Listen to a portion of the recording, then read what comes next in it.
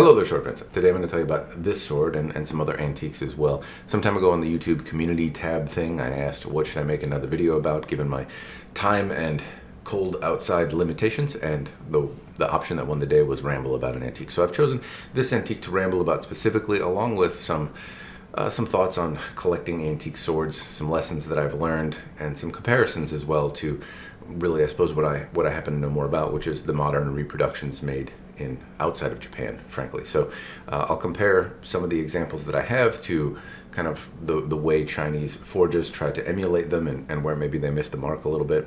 And I'll talk about this sword, which frankly, I'll spoiler alert, I don't know much about it. So if you're looking for a history lesson, I can really only share some of the things that I have learned, but it's still a bit of a mystery that I don't know a lot about. And so anyway, I'll talk about this sword, and I'll do that in just a moment.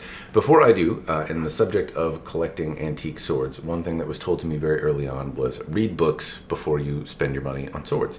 And that's been a advice that I believe is reasonable and I should pass on to you. If there's anything you take away and you're interested in collecting antique swords, read books and then spend money. I'll pass that advice on to you, even though I've been terrible at following it.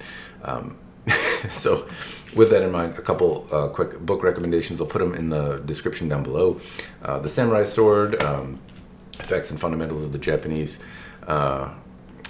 Swords. This one I believe is coming back into print, and you can get it again. And then the Connoisseur's Book of Japanese Swords. Now I will let you know that in the case of this particular sword, I haven't found them to be overly useful. They have a lot of good information about what to look for, and well, trying to sum up what they include is tough to do, but there's a lot of information in there.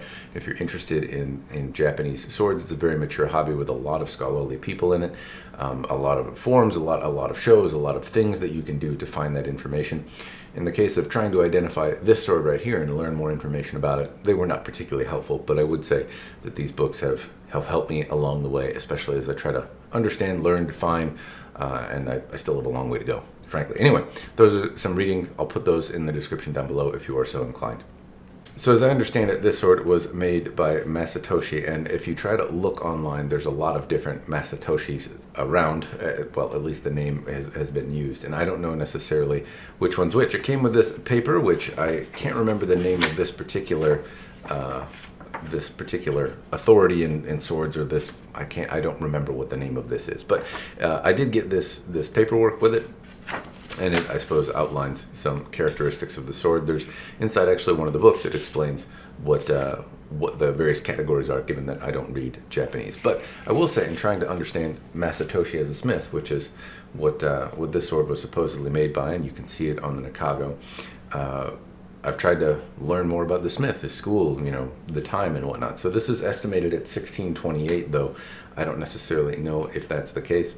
Actually, one other thing before I ramble on. In the case of me handling these swords, I'm going to be rather handsy with them. I'm going to touch them with my bare hands because they need a cleaning anyway. If you go to a Japanese sword show, school, something like that, there's a way to handle these swords respectfully, especially if they're other people's property. Mine happen to need cleaning, and it's easier for me to handle them barehanded than fumble around with cloths and stuff like that with a camera.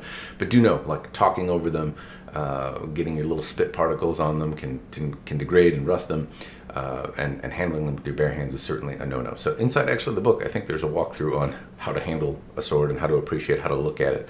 I'm not going to be observing those here in this video, but do know that they're there. All right, so from what I understand, this is made by Masatoshi. I'm probably saying the name wrong. The estimated date is 1628, and really, it's tough to find information about this particular smith. So as I've looked online and done some research, there's a number of different Masatoshi blades, and I haven't found another sword like this with the same signature on it. And the signatures that I find online don't exactly seem to match this smith. It may have been earlier in this particular smith who wrote his name as Masatoshi. It may have been earlier in the span of time that he was making them. I guess I'm not 100% sure. Anyway, there are some unique characteristics to it, but I wish I could tell you what school it's from or what province it was made in, but I don't know. Supposedly the smith moved around, and there was some hearsay, I suppose you might say, or a story written in one particular article I read that the Masatoshi had some association with Murimasa, and the family or governing body at the time was not a fan of his work, and so maybe the records are not as available because fear, or I don't know. But all of that is somewhat hearsay. I wish that I could actually tell more of a story about it, and that's one of the things that I think is actually interesting about the sword. While this is a very mature hobby, and there's a lot of literature about it, it's not all digitized and easily googly searched. There we go, that's the technical term. So while I've had this sword for a while, while I've looked into it, while I've asked a number of people, it's still a little bit of a mystery to me, information about the smith in the school. If you happen to know more, throw it in the commentary down below.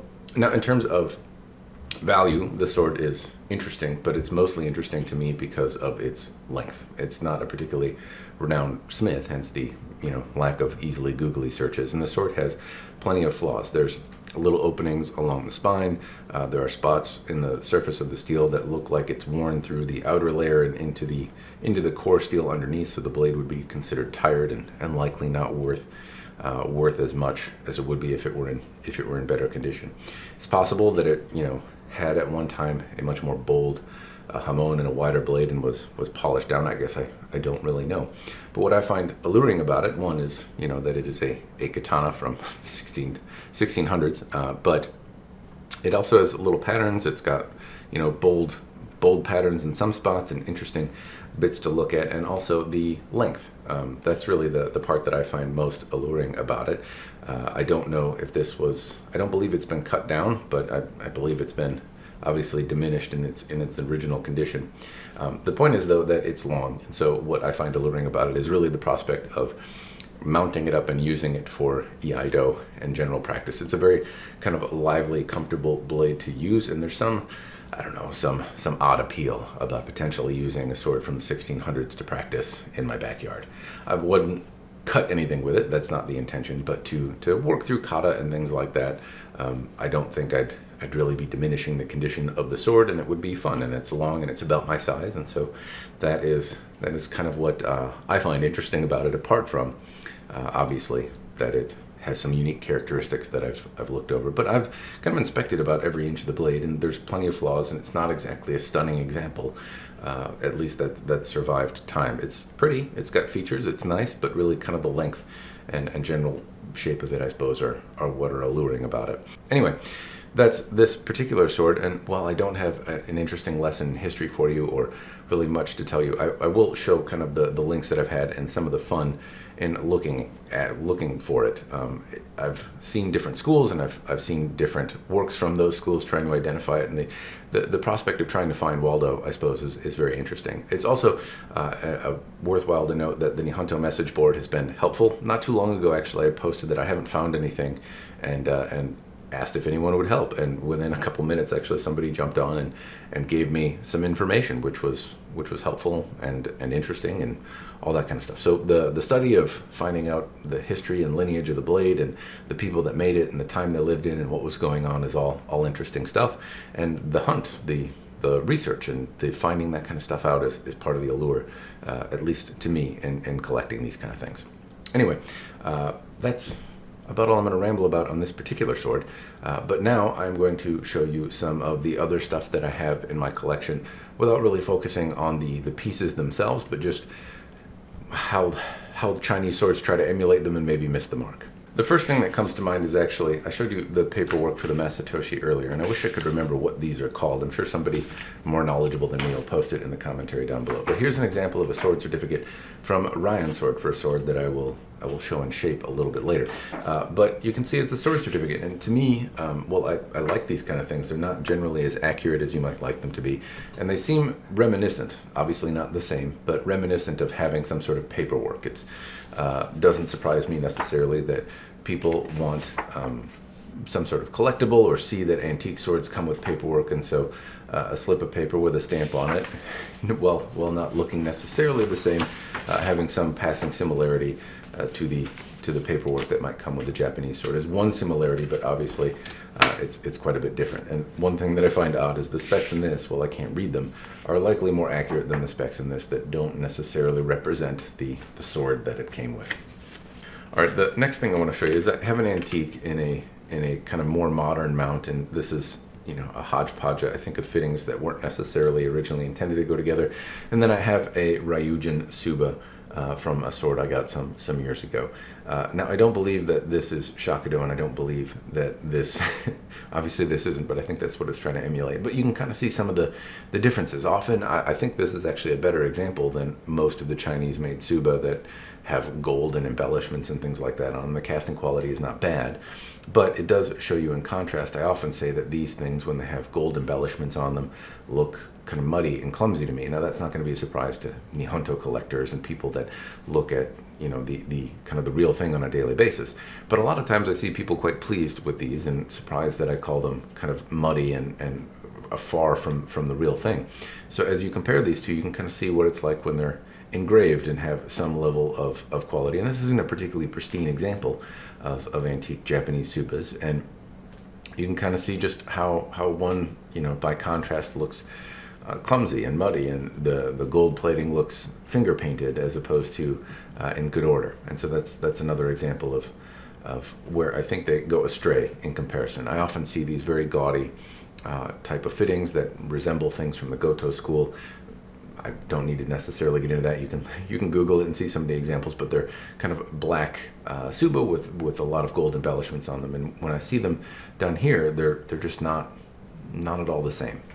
The next thing I just want to talk briefly about are habaki. Now, in terms of collecting swords and looking at them on eBay, this particular little tanto here has a silver habaki, and it's just generally a sign of something good, particularly if it's a solid silver habaki. It's not to say there's a guarantee or any kind of guarantee when you're looking at antique swords, but if you happen to spot one on the internet that comes up with a bid of 0 and there's good footage or good video of the habaki on here, then if it has a solid silver habaki, well, it is not a guarantee that that it is anything meaningful or good.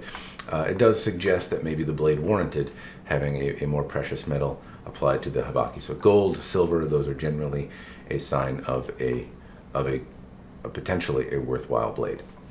Of course, to completely negate the advice I just gave, here is an example of a silver foiled habaki. It's not a solid silver habaki, but silver foil may be indicative of a blade that or a habaki, or a blade that warranted a nicer habaki and is therefore worth more than the $1 you might get it for on a no reserve auction. But this habaki was likely placed on this sword and is not original. It's just kind of a hodgepodge fit together piece, and is not representative or intended to be on this sword. So it can also go the wrong way for you. Not that this is a bad sword or anything, but the habaki is certainly was likely on a bigger, nicer sword, and found its way on this one. So it's not always a guarantee, but in some cases it can be a sign that the sword is, you know, of some degree of value.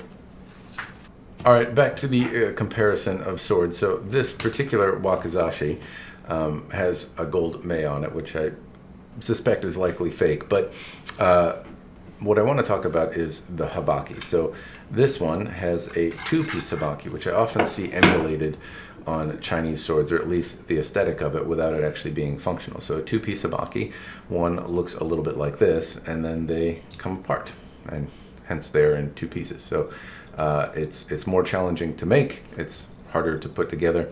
This particular one is a copper habaki that has been plated in some way, shape, or form. Not a foil, but some sort of gold plating on it, which might be indicative of something of value, or it might just be some old forgery made to look fancy. It's tough to say. So I have a Ryan Sword Katana out, and you can see that this habaki right here tries to emulate some sort of visual style similar. It's made of brass as opposed to some sort of gold plating on it and over copper, and it just has a similar style. But all this is basically cut down and ground, and while it's aesthetically pleasing, it is not quite the same thing.